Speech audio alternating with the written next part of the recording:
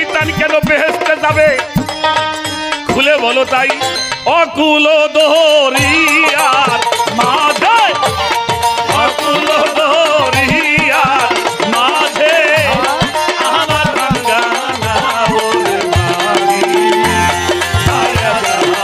শয়তান কেন বেহেশতে যাবে খুলে বলো তাই বাবা 9.5 লাখ বছর কয়দিন 9 মাস 9 বছর না 900 বছর 9000 বছর 9.5 লাখ বছর এত ইবাদত কইরে জিন থেকে হইছে ফেরেশতা গো সর্দার আচ্ছা সে এটা অন্যায় করছে তাই বলে কি তার দুই একটা কথা কি রাহা দেবো না রাহা দেবো না তো শয়তান কয় আল্লাহ তুমি যখন আমার একেবারে খেদাই দিলে 9.5 লাখ বছর পরে যে ইবাদতটা করলাম এর বিনিময়ে আমি কিছু চাইলি পাবো না আল্লাহ কইল কি চাস কইল এই পৃথিবীতে আমার অধীনে দিয়ে দিবা যখন তখন যে কোনো জায়গায় যে কোনো ভাবে আমি হাজির হইতে পারবো আমরা হদে যাই পাসপোর্ট লাগে শয়তানের কিন্তু পাসপোর্ট লাগে না ওর প্লেন ভাড়াও লাগে না কথা সত্য বুঝো নাই কে লাগে না ওর অসুখ বিসুখ নাই তাই বলে কিন্তু ওরা মমিন নে বাহ বুঝো নাই কে তা আল্লাহ কইলো কি চাস কইলো একটা কাজ করবে সেটা হলো কি আমি একটা জিনিস চাই তোমার সিরাতাল মুস্তাকিম যেই সত্য পথ ওই পথের মাঝখানে ধাম বইছে যাতে মানুষ তোমার কাছে আসবে না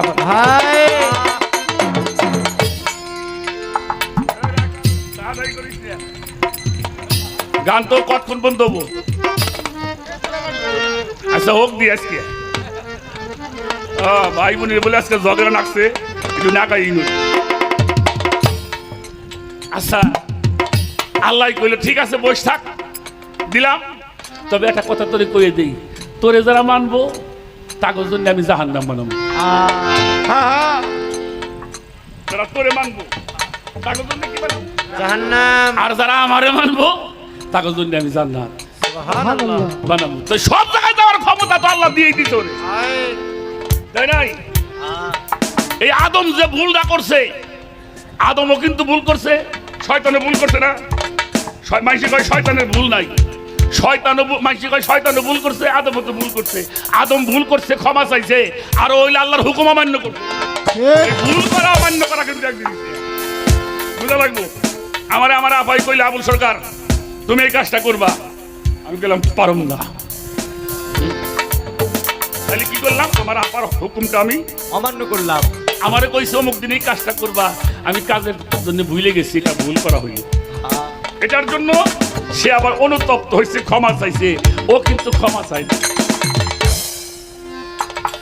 তো আদম যদিও ভুল করেছিলেন কিন্তু এই ভুলের মধ্যে আবার আর একটা জিনিস ছিল সেই ভুলের মধ্যে কি এই ভুলের দিয়েই এই বাগানটাকে আবার সাজানো আদমের ভুল কিন্তু অকামে যায় নাই ঠিক আছে আদমের সেই ভুলের কারণেই আমরা এই দুনিয়াতে মানুষ রূপে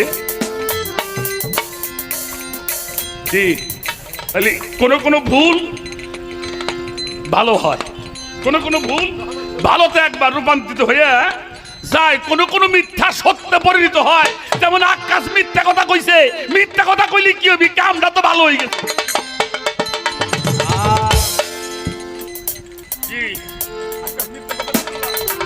কিন্তু কইছে মিথ্যা কথা কামটা হয়ে গেছে কামটা ভালো হয়ে গেছে কাজেই দাউদ আলাইহিস সালাম আল্লাহর কাছে আয়ু চাইছিল একটা কথা বলছে আগেকার মানুষ বাঁচছে সত্য যুগে আয়ু ছিল 1000 বছর 70 যুগে কারণ তখন মানুষ সত্য ছিল আর এটা কলির যুগ আখেরি জামানা মানুষ আগুন হাতে রাখতে পারবে ঈমান হাতে রাখতে পারবে না নাকি ভুল বললাম আগুন হাতে রাখবে কিন্তু ঈমান রাখতে পারবে না হাতে রাখতে পারবে না এই জন্য এদের আয়ুর সংখ্যা কম এদের আহার বিহারটাও তেমন সুবিধাজনক আসেন দাউদ আলাইহিস সালাম আল্লাহর কাছে চাইলেন সেই চাওয়ার ফলে কি হইল এমন একটা কাজ করলে আমি সেই কাজটা কমু না, যেহেতু নবী রসুলদের ব্যাপার, সেই কারণে তার 40 বছর কান্দা লাগছে।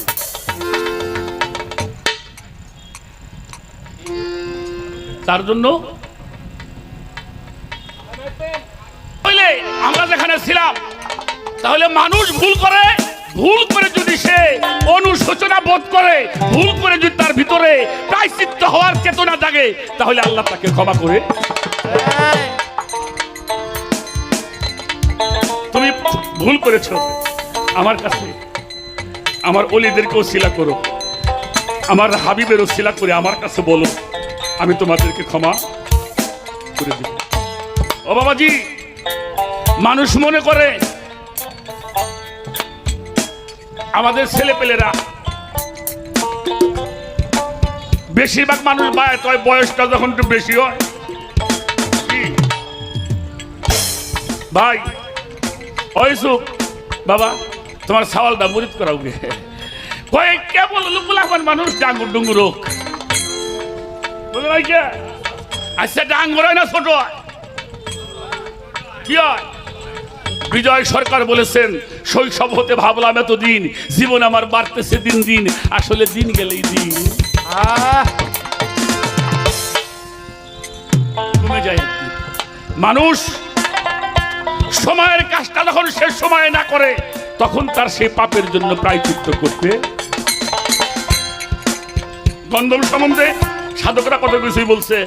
আমাদের কবি জালালউদ্দিন খারো একটা গান আপনারা শুনছেন, এই বিশ্ববাগানে সাই নিরঞ্জনে মানুষ দিয়ে ফুটাইলো ফুল, আদমকে নিষেধ করলো গন্ধম খেও না, গন্ধমকে বললো আল্লাহ পিছন ছাইরো না, বুঝিতে নারী তাল বাহানা, সংসারে লাগলো একটা। সেই গন্ধম খেয়ে আদম হইল গুনাহগার, আজবদি সেই গন্ধম করতেছি আহার, হযরত আদম হাওয়াই তার গন্ধম, এই হইল তার কথা। আমি কোরআনের তাফসীরে দেখছি, যা দেখছি তাই কই। আচ্ছা গন্ধম কোনদিন দেখছেন? দেখছেন? চেনেন নাই? গন্ধম হইল গমের মতো, গম দেখতে যেমন গন্ধম দেখতেও পার্থক্য হইল, গম বাঙ্গাইলে আটা হয় আর গন্ধম ছিলি রক্ত বেরিয়ে, এই হলো পার্থক্য। গম দেখতেও জাম্বা,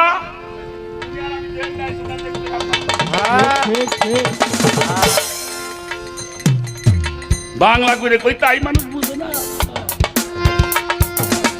এত বাংলা করে কই। হ্যাঁ, যেই গন্ধম খেয়ে আদম হইল গুনাহগার, আজবদি সেই গন্ধম করতেছি আহার, হযরত আদম হাওয়াই তার গন্ধম, এই হইল তার কথা। গন্ধমের আঠা দিয়ে বানাইছে লাল কালি। ছাপাখানার ঘরে কোরআন, এ ছাপাখানা কোনে যাহা কোনে, এ ছাপাখানা কোনে, মায়ের ছাপাখানার ঘরে কোরআন দিতেছে তালি। আসল কথা যদি বলি, সমাজের মানুষই আমারে বলবে বাতুল। কবি জালালউদ্দিন ভাবতে ভাবতে হলো পেরেশান, গন্ধম গাছের নিচে যাইয়া পাইছিল ময়দান, ময়দান পাইয়ে রয়েছে ঘুমাইয়া, নিশার ঝোঁকে তার ভাঙে নাই। মদ খাইলে আর কত নিশা লাগে,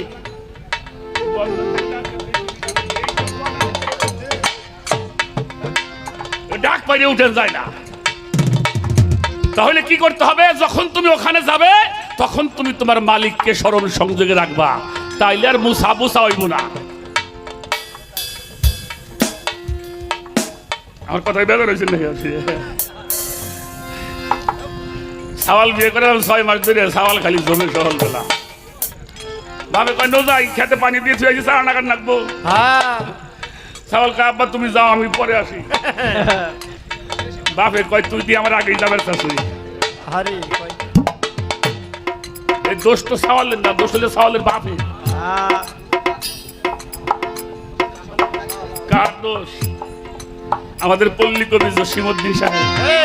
অকুল দরিয়ার মাঝে, অকুল দরিয়ার মাঝে আমার ভাঙা নাওরে মারি, ছায়া যাবে তোমারে মায়া নাওরে,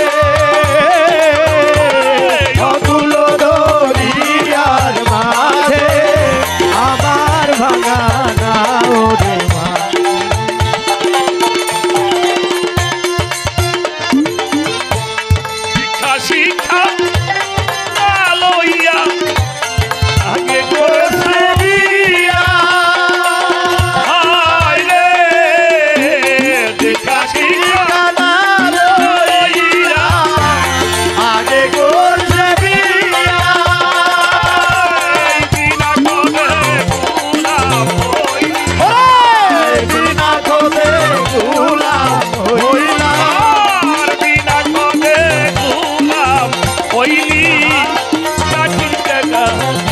দরিয়ার মাঝি বায়া যা